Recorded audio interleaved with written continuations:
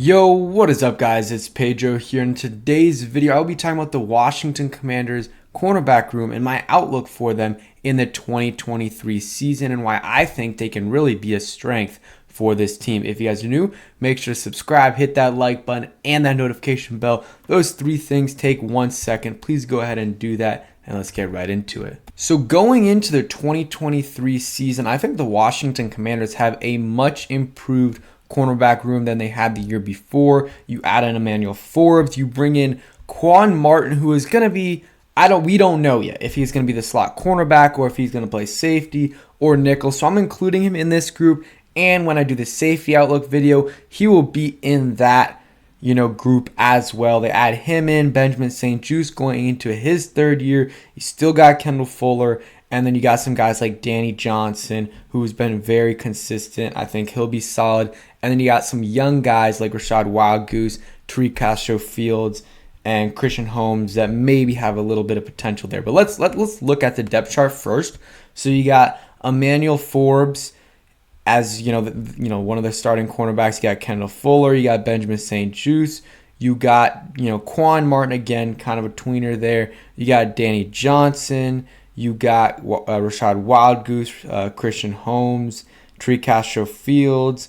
You got DeMarcus Fields as well, I think, as an undrafted free agent. So a lot of different guys there. Overall, though, I think this is a really solid room. So we're talking about the players. I'll talk about them individually, where I see them playing, kind of the starting lineup, what I would, what my prediction is. This is one of the hardest ones to predict. So Emmanuel Forbes, draft him in the first round, and so far has looked really good. And forgot to say this is a pre-recorded video, going on vacation, so I'm not sure when you guys are going to see this, but probably I'm recording this on June 16th just in case anything changes from when I'm recording this to when it actually goes out. But besides the point, Emmanuel Forbes has been playing really well in minicamp and OTAs, and it's just minicamp and OTAs, but still, you love to see that he's going up against top-tier receivers in Terry, and Jahan has the potential to be one, and even Curtis, who's a really good number 3 option. He's been, doing well for the most part against those guys, and a bunch of pass breakups, a couple interceptions, so he's looked good.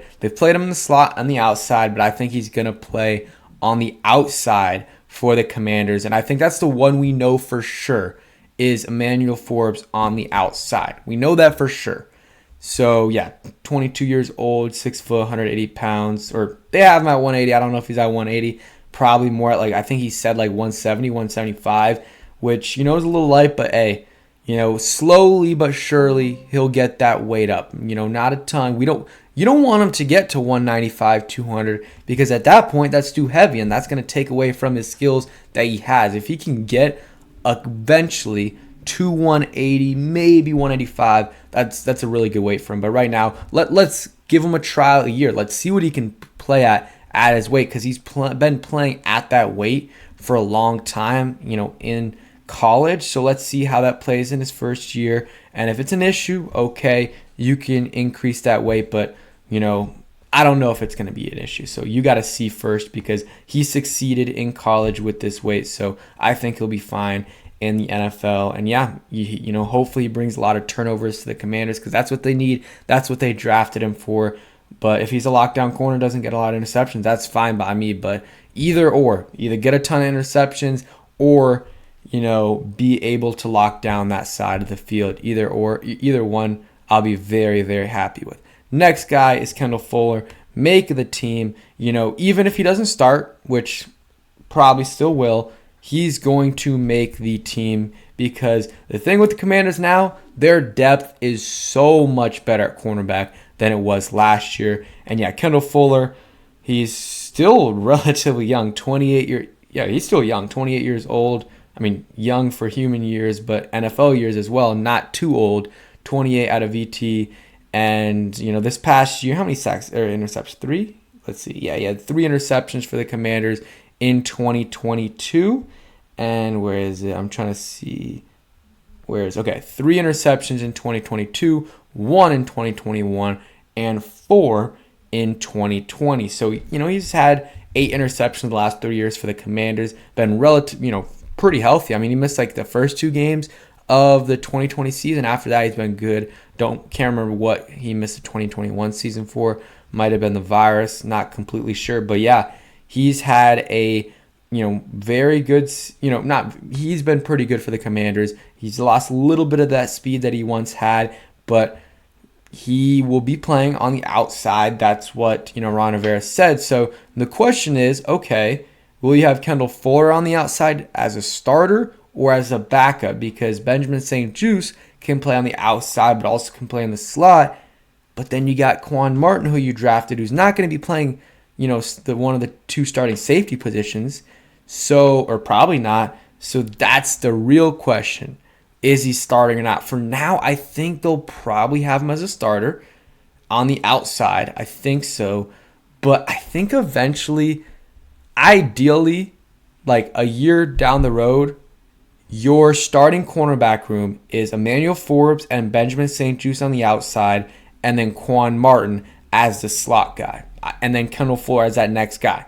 I think he's a free agent though next year, but that could, if things work out and Quan Martin's looking good and Benjamin St-Juste is healthy, that could be the starting cornerback lineup. And that would suck for Fuller because he is a vet and I'm sure he wants to play a lot.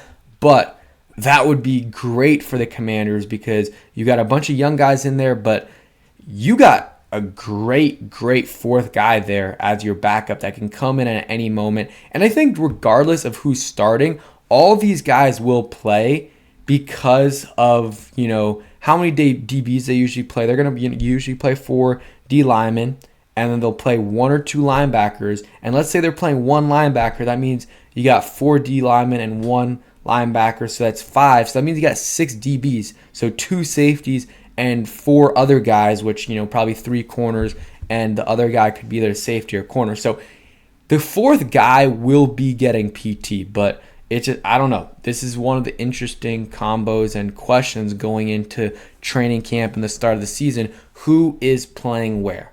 So I want to hear what you guys have to say in the comments down below because I'm still not completely sure because Benjamin St-Juste can play on the inside. He's a little bit bigger. He is scrawny kind of, but he is a little bit, taller in terms of height. And, he's not too skinny, though. He's put on a little bit of weight since he got into the league. And he could help you in the run game a little bit more than maybe Forbes could. So that's something to consider. But Kendall Fuller is making this roster. Benjamin St-Juste making this roster, 6'3", 200 pounds. What does Fuller weigh? Fuller weighs 190. Okay, about the same. So yeah, 6'3", 200 pounds, and still what? He hasn't got an interception, right? No interceptions for the Washington Commanders, but a couple this past year got called back. The big, he's played well for the most part. His first year was a little bit up and down. You saw this, flashes of greatness. And this past year, I thought he looked good.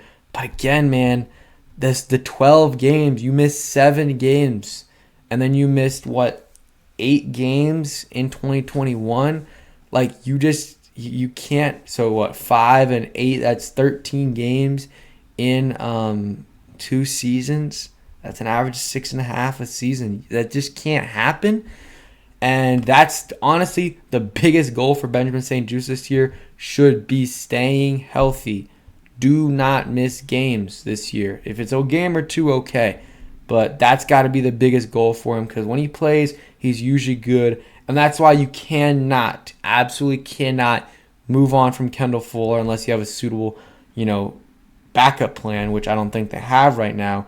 I like Danny Johnson, but Kendall Fuller is significantly better. So that's why you have Kendall Fuller, because if Benjamin St-Juste goes down, you have him at, Kendall Fuller is the next guy up, and he's able to go in there and not miss a beat. So not much else to be said about St-Juste. He's a really good player. He's a really solid player, but he's got to stay healthy, and if he does, I think he can be a really good cornerback in this league, and he's making the roster for sure. Next guy, Danny Johnson. Think he's going to make the roster as well. 5'9", 190 pounds, 27 years old. This past year, did he make the initial roster?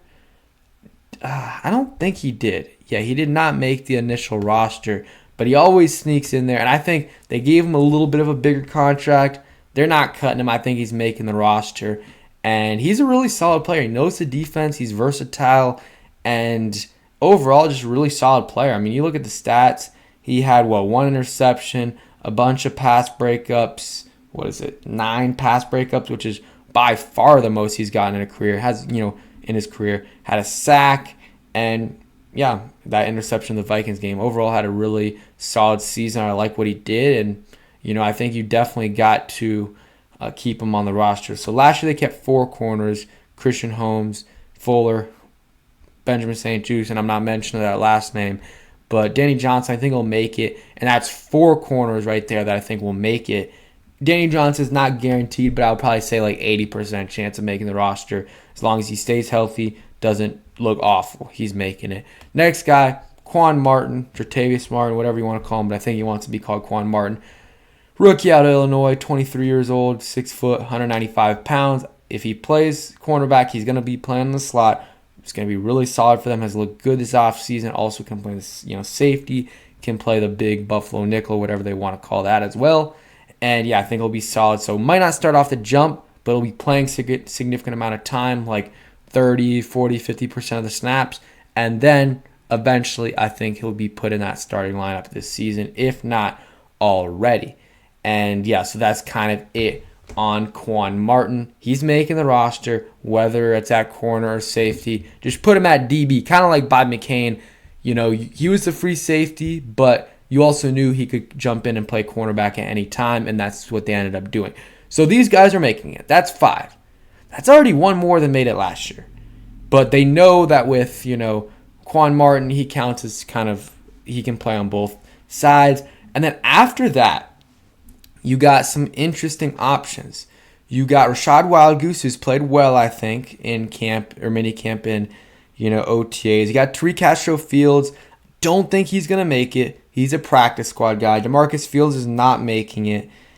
I think it's between, if they keep 6, which is a big if, which honestly, I don't think they're going to keep 6 because they're already going to have to keep so many safeties. I mean, you think about the safeties they're going to have to keep. They're going to keep Cam Curl, Derek Forrest, Percy Butler, Jeremy Reeves. That's 4. Like, some teams only keep 3 safeties.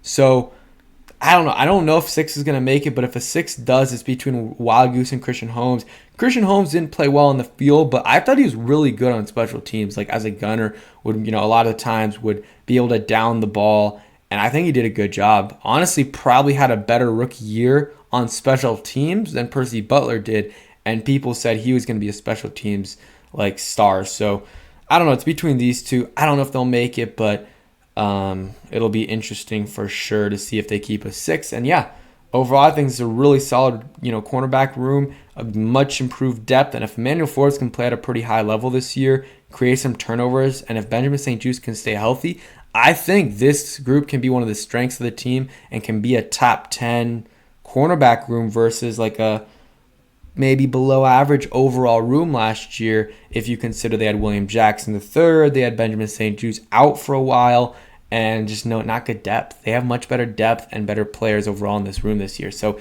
that's it. Hope you guys enjoy it, and peace.